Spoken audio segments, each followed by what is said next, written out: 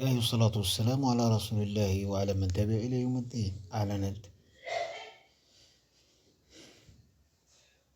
عن المديرية العامة للأمن الوطني عن مسابقة توظيف من أعوان شرطة ذكور بعنوان السنة المالية 2023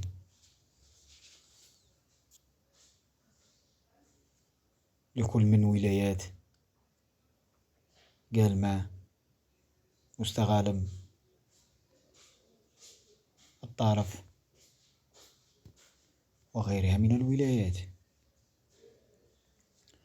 أما عن شروط التسجيل المشاركة في هذه المسابقة: طلب خطي، نسخة من بطاقة التعريف الوطنية، نسخة من الشهادة لتثبيت المستوى الدراسي المطلوب للسنة الثالثة ثانوي، شهادة قياس القامة 1 للذكور على الأقل، شهادة إقامة حديثة، بطاقة معلومات تملأ من طرف مترشح متوفرة بموقع المديرية العامة للأمن الوطني. في حالة النجاح يستكمل الملف بنسخة من شهادة التي تثبت تجاه واجب الخدمة الوطنية والإحفاء لأسباب غير طبية، شهادة سابقات اللي هي رقم 3، شهادة ميلاد، شهادة طبية لعام، وشهادة طب العيون، وشهادة الأمراض الصدرية، وصورة شمسية، وشهادة الجنسية.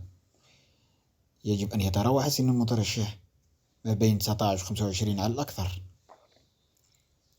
يتم إيداع الملف في المصلحة الولائية للموارد البشرية أو مكتب التوظيف والانتقاء بأمن الولاية أو فرق التوظيف والانتقاء بأمن الضوائر. هذا كل ما يتعلق بمسابقة توظيف الأمن الوطني، في انتظار الإعلان الرسمي عن المسابقة في كل ولايات الوطن. لا تنسوا الاشتراك في قناتنا ناشر العلم والمعرفة ليصلكم الجديد.